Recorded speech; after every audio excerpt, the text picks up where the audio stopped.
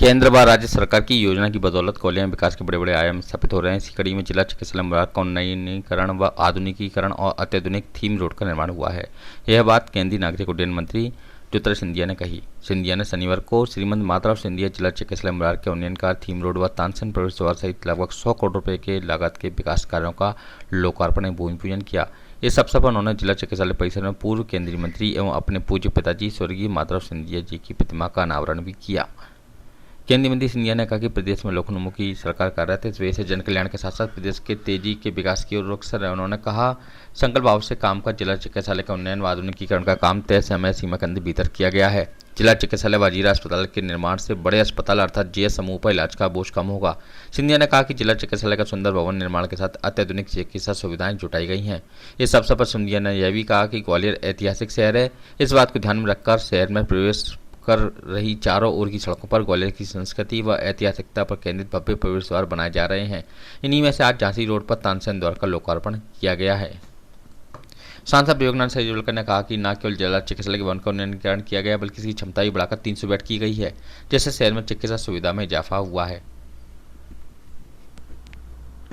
अस्पताल बहुत ही एक ऐतिहासिक अस्पताल रहा है। स्टेट ज़माने से ये अस्पताल स्थापित रहा है और बहुत अरसे से ये आधुनिकीकरण और उन्नयनीकरण के लिए बहुत समय से ज़रूरत थी। मैं धन्यवाद देना चाहता हूं शिवराज सिंह जी को, भारतीय जनता पार्टी की सरकार को कि 22 करोड़ रुपए की लागत से आज इसका आधुनिकीकरण और उन्नयनीकरण हुआ है। 200 बिस्तर से जाकर ये 300 बिस्तर का अस्पताल बन चुका है। डिस्पेंसरी भी यहाँ लग चुकी है, दवाई खाना, ओपीडी भी तुरंत अस्पताल के प्रवेश में होते ही से होगी। जो यहाँ ऑपरेशन थिएटर बने हैं अति आधुनिक हैं। जो आपको दिल्ली के प्राइवेट अस्पताल में ऑपरेशन थिएटर मिलेंगे उससे ज़्यादा आधुनिक ये है।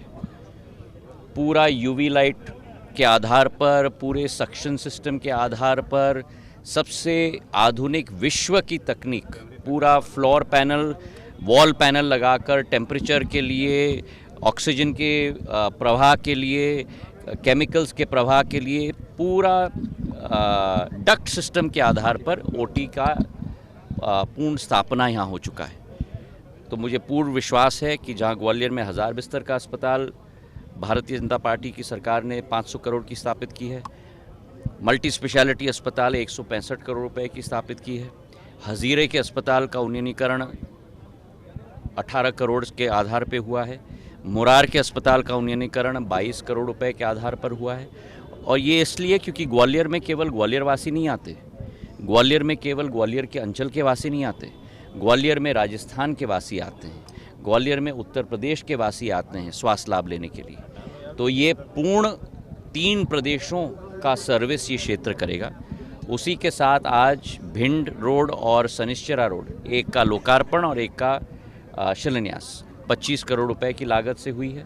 तानसेन का द्वार डबरा झांसी रोड का 2 करोड़ रुपए की लागत से हुई है और थीम रोड 27 करोड़ रुपए की लागत से उसका आज लोकार्पण हुआ है। जो कई बार आप लोगों ने भी मुद्दा उठाया था, एक बार रात को आज जरूर जाके देखें।